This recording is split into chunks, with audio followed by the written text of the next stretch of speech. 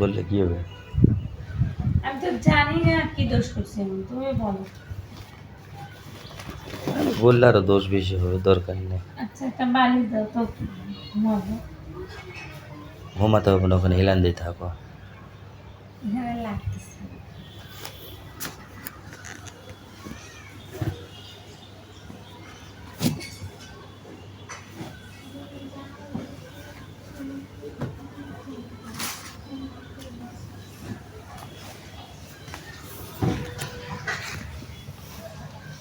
মাজার নিচে বালিশ দিয়ে কখনো শুয়েছিল? হুম, কবে? তোমার ছেলে বিয়ে হওয়ার পরে।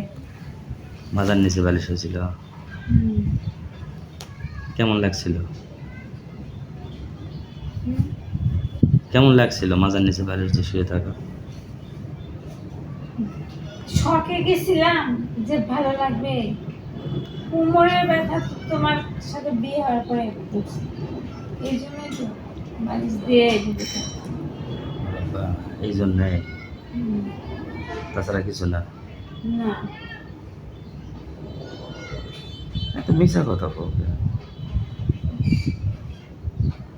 আচ্ছা তুমি এখন ইদানিং প্রত্যেকটা কথা আমার মিথ্যা মনে করো কেন, বুঝলাম না। মিথ্যা কথা কই করবো? হুম। হুম,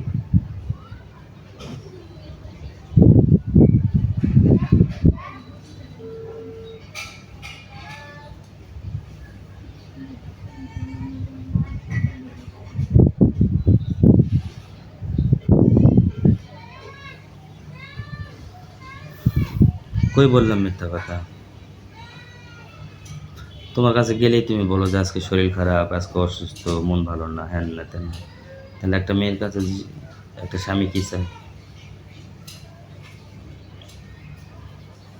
স্বামী কি চায়? স্বামীদেরকে হাজারো করো, স্বামীদের একটুতে হচ্ছে মন খারাপ বলে যে হচ্ছে আমার বউ ভালো না, আমার বউ অসুস্থ, অন্যদের কাছে বলে আচ্ছা আমার বউ তুমি, আমার খেয়াল করে না। আচ্ছা তুমি একটা জিনিস বলো তো, কি? তুমি এই 10-12 দিন হয়ে গেল, তুমি কখনো বলছো যে পিঠে বালিশ দাও তো, বালিশ দিয়ে একটু শোও? বলছো একবার?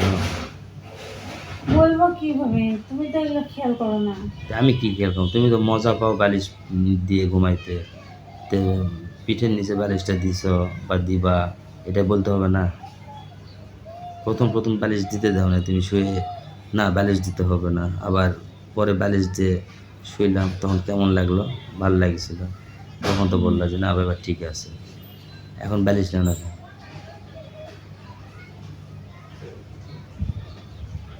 হুম, হুম? এখন বালিশ নেও না কেন? এখন বালিশ নেই না কেন?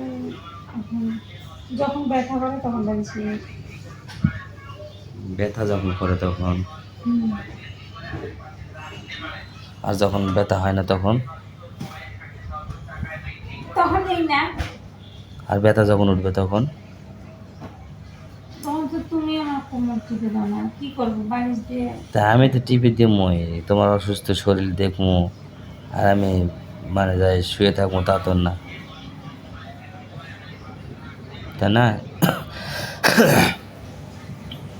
বলো।